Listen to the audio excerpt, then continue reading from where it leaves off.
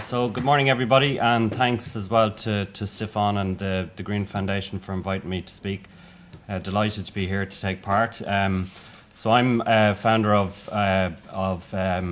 GIY, which stands for Grow It Yourself, which started back in 2009.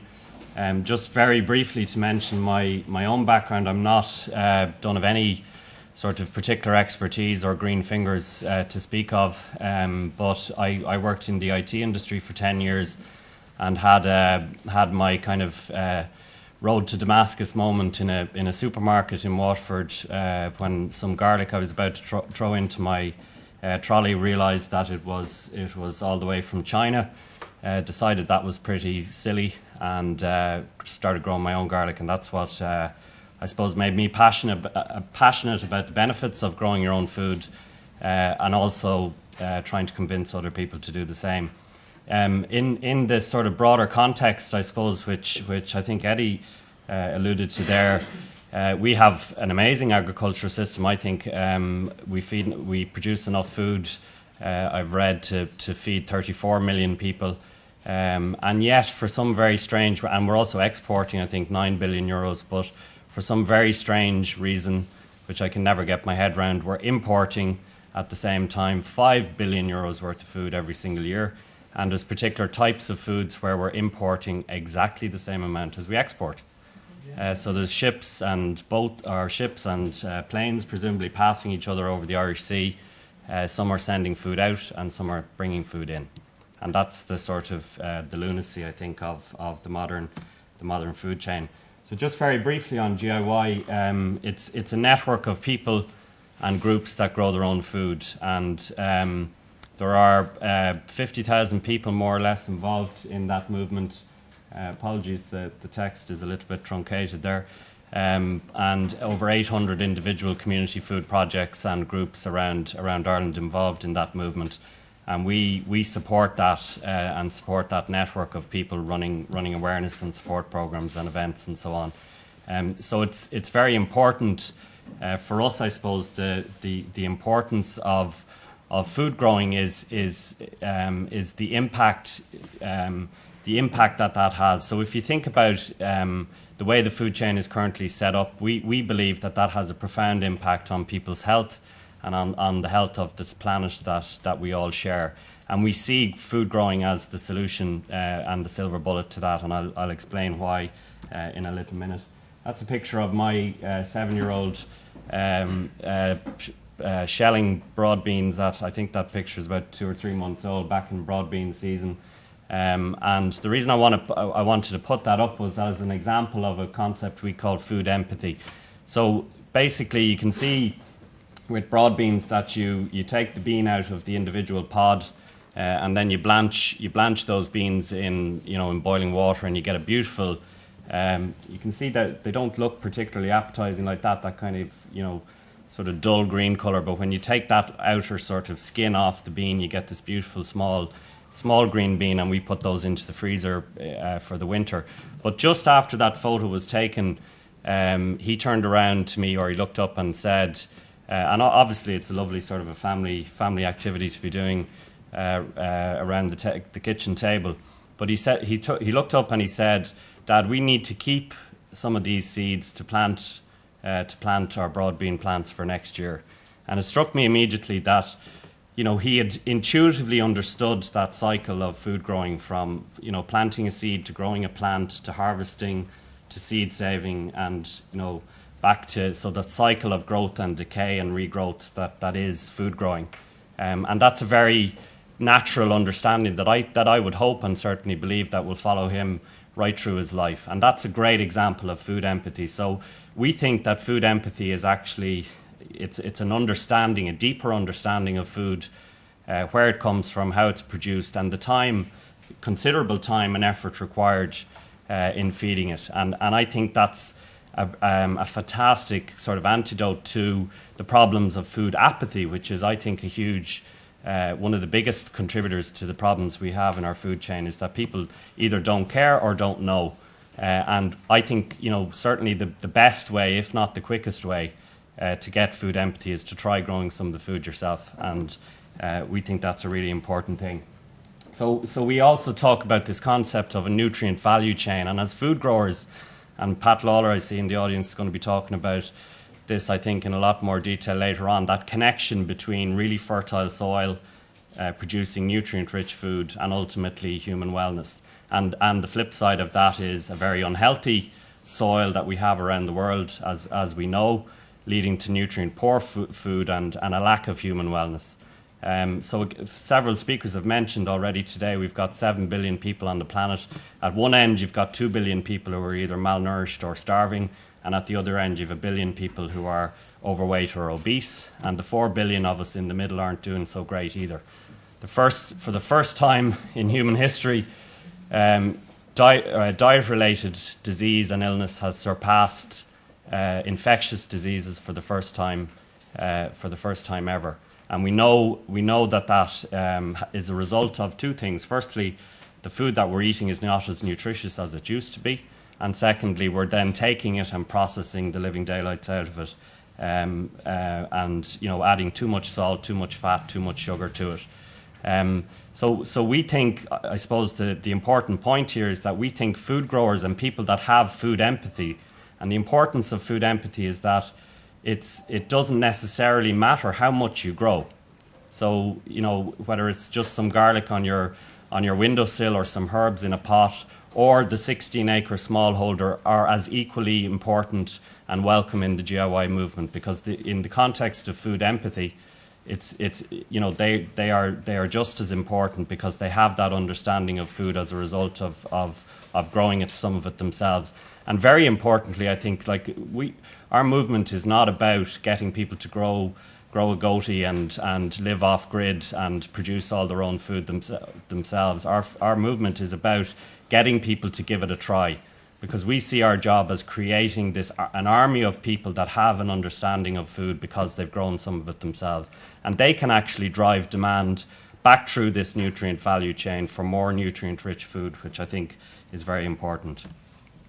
This picture I just took, nothing special about it except the sheer depressingness of it in a shop that I walked into, and just it struck me that there's very little food actually on display here, nothing but highly processed. I think sad crap, as Suzanne called it earlier on. Another Michael Pollan quote there. What an extraordinary achievement for civilization to have developed a diet that reliably makes us sick.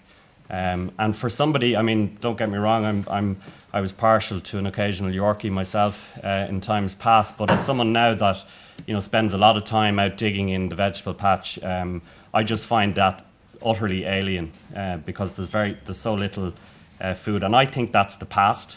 I'm a very, very optimistic person at heart, which maybe this slide with its rather dreary dark background doesn't look all that optimistic, but actually I think we're reaching a tipping point where all of these drivers, and I won't go into them because we've all mentioned them at different times, I think, speakers today, all the resource shortages that are coming down the track, that several people have mentioned, but also something very interesting, I think, happening with consumer tastes and with health concerns, I think are all bringing us to a tipping point that leads me to be very optimistic about the future of the food chain.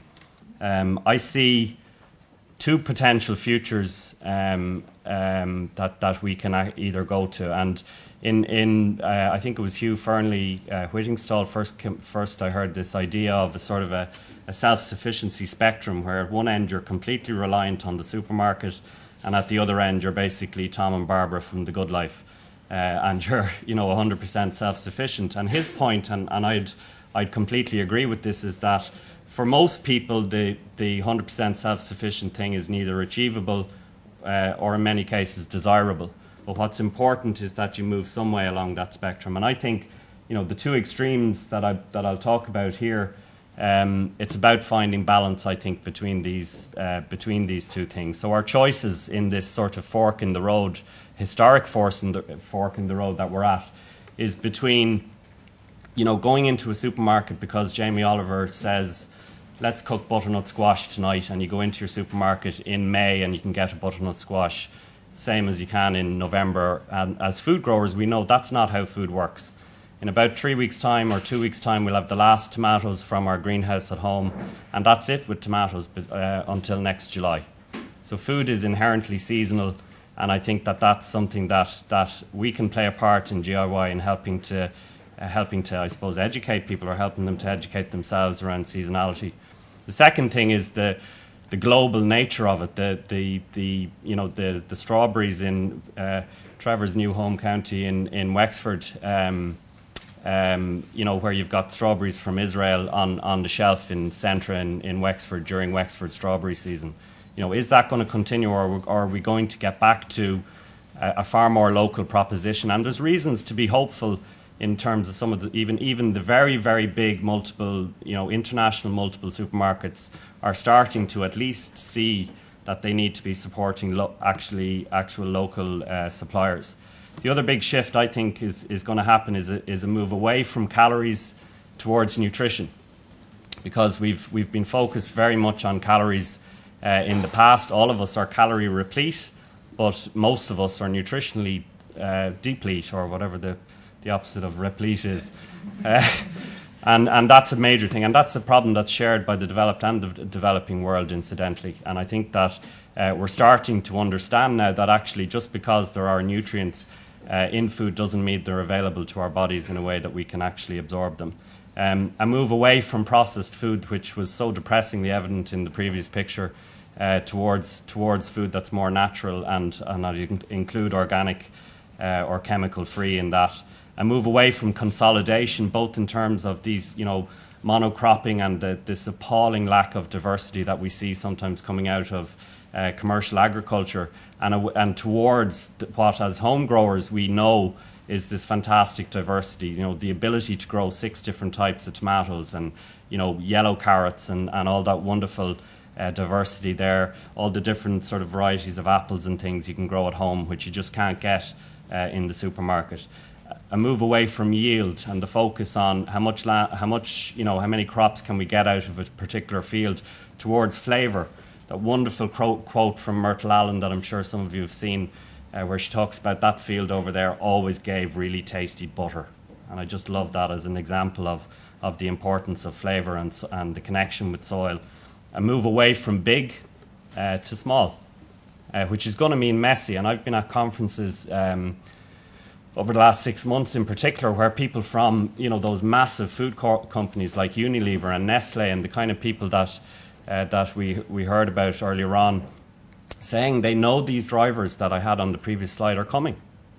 They know all of these things are merging with consumer taste to produce a reality for them that their current framework for producing food is dead in the water, a twilight industry. And so it's going to become, instead of the very easy thing of they buying 1,000 tons of something from one farmer, it's going to get smaller and more messy and more difficult to manage.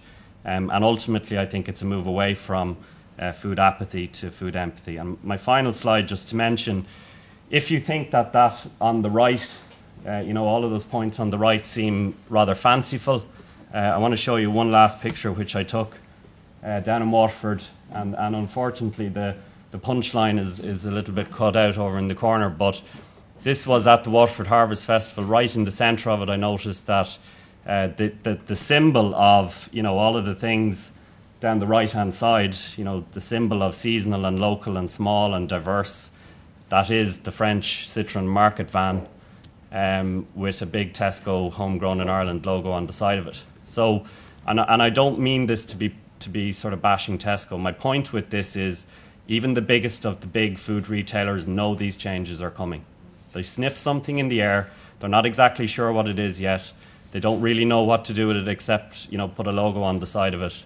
But the change is coming, and if they embrace it properly and in a real way, I think that's a very, very positive food future for all of us. Thank you.